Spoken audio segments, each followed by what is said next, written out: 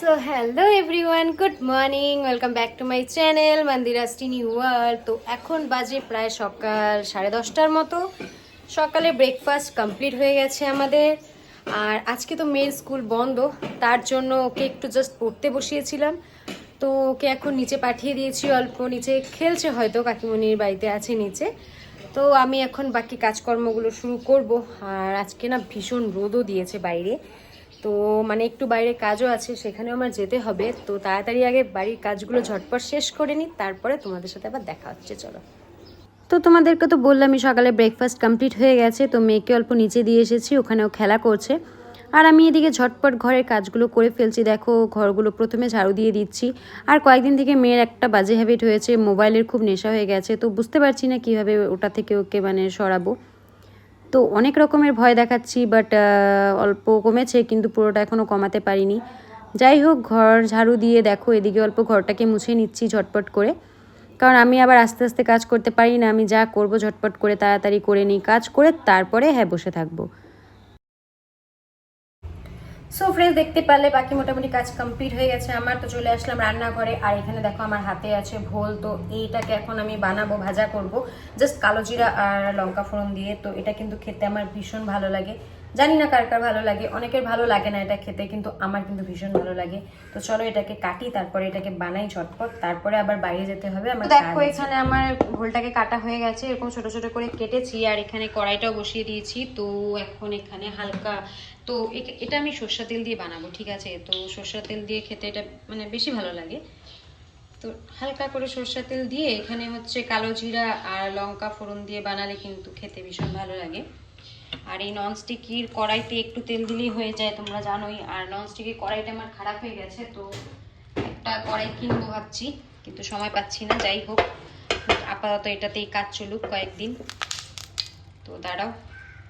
তো দেখো মোটামুটি তেল গরম হয়ে গেছে। তো একটু কালো জিরা দিয়ে দিচ্ছি, আর সাথে দিয়ে দিচ্ছি কাঁচা লঙ্কা।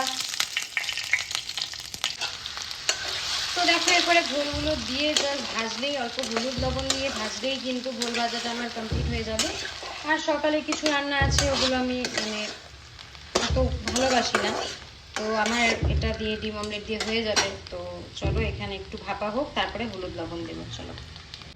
সো দেখো এখানে ভাত নিয়ে নিয়েছি, সাথে আছে পটল ভাজা, ডিম অমলেট, আর এখানে আছে দেখো যেটা বানালাম ভোলের, যেটা ভাজা বলতে পারো, বাট অল্প ঝোল ঝোল করে বানিয়েছি, খেতে ভীষণ ভালো লাগে। আর এদিকে ডিম অমলেট, বাস। আরও আছে সবজি, কিন্তু আমার লাগবে না, এটা দিয়েই হয়ে যাবে। আর এখানে সাথে মেয়ে বসে গেছে, দেখো লিপস্টিক করে বসে আছে। তো ওকেও খাওয়াবো আমার সাথে, এখান থেকেই খাওয়াবো, কারণ আমরা দুজন একসাথে খাই, তাই না? আমরা দুজন একসাথে খাই, তাই না? হ্যাঁ ঠিক আছে, চলো চলো। চকলেট না মা, এখন ভাতটা খেয়ে নি। হ্যাঁ আচ্ছা, নিয়ে আসো যাও।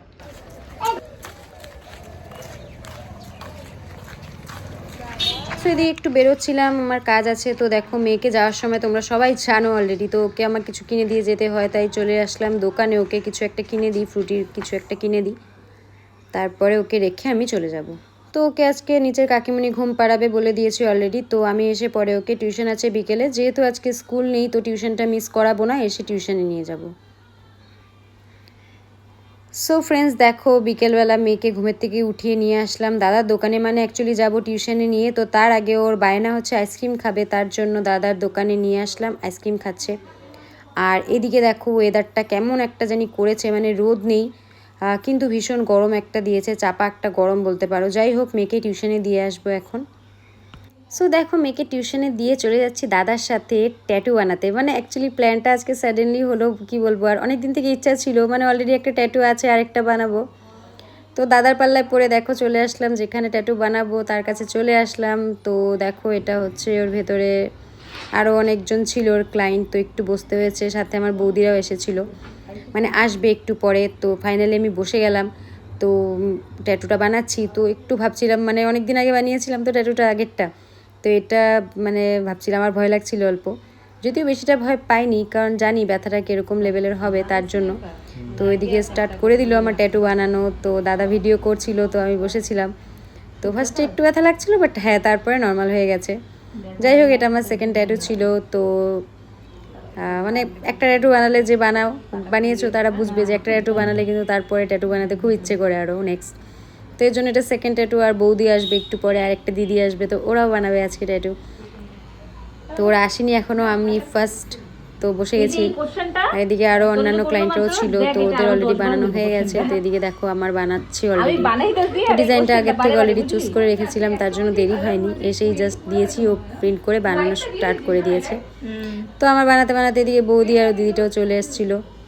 তো ফাইনালি দেখো আমার ট্যাটুটাও হয়ে যাচ্ছে রেডি। আর মানে যে বানাচ্ছে, তো সে এতটা স্পিড হাতের বানানোর, মানে কি বলবো, আর 1 ঘন্টার মধ্যে 3টা ট্যাটু বানিয়ে ফেলেছে, মানে আমার বৌদির আর ওই দিদিটার। তো অল্প তো একটু ব্যথা লাগবেই, তো তাও সহ্য করে বানাচ্ছি। আর সো ফাইনালি দেখো আমার ট্যাটু কমপ্লিট হয়ে গেছে, অলমোস্ট 20 মিনিটসের মধ্যে কমপ্লিট হয়ে গেছে। তো এটা ছিল আমার ট্যাটুর ফাইনাল লুকস। তো তোমরা একটু জানাবে আমার ট্যাটুটা কেমন হয়েছে।